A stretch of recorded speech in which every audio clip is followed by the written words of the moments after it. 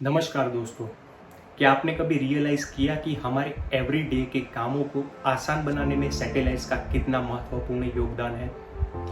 आज अगर हमें कोई लाइव इवेंट टीवी पर ब्रॉडकास्ट करनी हो, किसी अपने से अब्रॉड बात करनी हो, वो भी कम पैसों में, बहुत ही चीप रेट्स में, ये पहले पॉसिबल नहीं था। पॉसिबल हुआ because of satellites. Internet Surf करना हो, मीनिंगफुल इंफॉर्मेशन ढूंढनी हो या दुनिया की कोई भी जानकारी लेनी हो, ये चीज़ें पॉसिबल हो पा रही है बिकॉज ऑफ सैटेलाइट्स। तो आपके दिमाग में कभी ये सवाल आया कि अगर सैटेलाइट्स क्रैश हो जाए तो क्या क्या प्रॉब्लम्स आ सकती है और सैटेलाइट्स इतनी आसानी से क्रैश क्यों नहीं होती। आज के इस वीडियो में हम इस टॉपिक पर ही बात करने वाले हैं।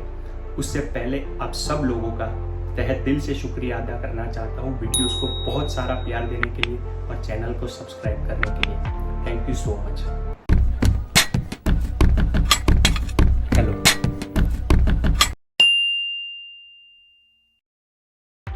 पहले समझते हैं सैटेलाइट किसको कहते हैं। दोस्तों, जो चीज़ किसी प्लेनेट के अराउंड रिवॉल्व कर रहा हो या किसी सेलेस्टरी ऑब्जेक्ट के अराउंड रिवॉल्व कर रहा हो, उसको सैटेलाइट कहा जाता है। सैटेलाइट्स दो तरह के होते हैं, एक होते हैं नेचुरल सैटेलाइट्स, दूसरे होते हैं आर्टिफिशियल सैटेलाइट्स।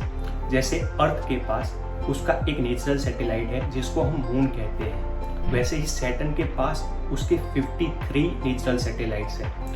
पर जिन सैटेलाइट्स को ह्यूमन क्रिएट करता है उसको आर्टिफिशियल सैटेलाइट्स कहा जाता है। अब समझते हैं दोस्तों, आर्टिफिशियल सैटेलाइट काम कैसे करता है। आर्टिफिशियल सैटेलाइट में मेन 4 पार्ट्स होते हैं। सबसे पहला है उसका पावर सिस्टम, जो सोलर या न्यूक्लियर हो सकता है।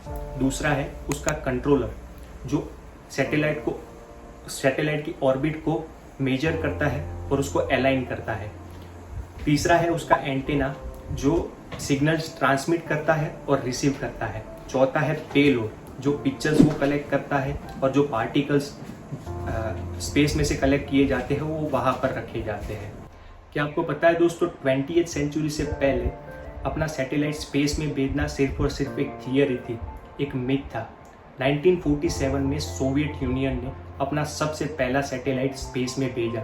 उसके बाद सारी कंट्री स्पेस रिसर्च के ऊपर थोड़ा सा डेवलपमेंट करने लगे, थोड़ा सा फोकस करने लगे और अपने अपने सैटेलाइट स्पेस में भेजने लगे। दोस्तों, आज स्पेस में मोर देन 500 मिलियन सैटेलाइट्स मौजूद है जो रिवॉल्व कर रहे हैं अर्थ के अराउंड। तो आपने ये सोचा होगा कभी ना कभी कि सैटेलाइट्स क्रैश क्यों नहीं होती। तो दोस्तों, जो चीज़ एटमॉस्फेयर की कार्बन लाइन को क्रॉस करती है, जो कि 100 किलोमीटर से ऊपर जाना होता है, उन चीज़ों को माना जाता है कि वो स्पेस में है। अब इन चीज़ों की स्पीड अगर 5 किलोमीटर्स पर आवर से ज़्यादा है या 5 किलोमीटर्स पर आवर है तो उनके धरती पर क्रैश होने के चांसेस कम होते हैं। जो चीज़ें धरती के एटमॉस्फेयर के नज़दीक रिवॉल्व करती हैं वो क्रैश होने के चांसेस उनके ज़्यादा होते हैं, क्योंकि वो एटमॉस्फेरिक मॉलिक्यूल्स के साथ उनका ड्रैग होता है। दोस्तों, ये बात हो गई कि सैटेलाइट्स धरती के ऊपर क्रैश क्यों नहीं करती। अब जानेंगे कि वो आपस में क्यों नहीं टकराती।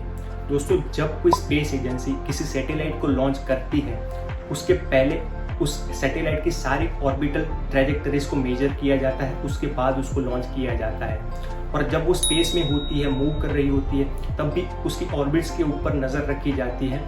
और अगर किसी और सैटेलाइट्स के साथ उसकी ऑर्बिट मैच होती है या क्रैशेस होने के चांसेस है तो दूसरी एजेंसीज को इन्फॉर्म किया जाता है। उसके बाद भी दोस्तों क्रैश होने के चांसेस लगे रहते हैं, क्योंकि आज more than 500 million satellites space में मौजूद है, जिसमें से only fraction of satellites usable है। कुछ लोगों का कहना है कुछ सैटेलाइट्स को हम रीफ्यूल करके यूज़ कर सकते हैं और कुछ एजेंसीज काम कर रही है इस स्पेस जंग को कम करने का।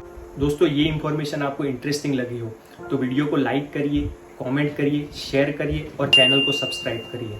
Thank you so much.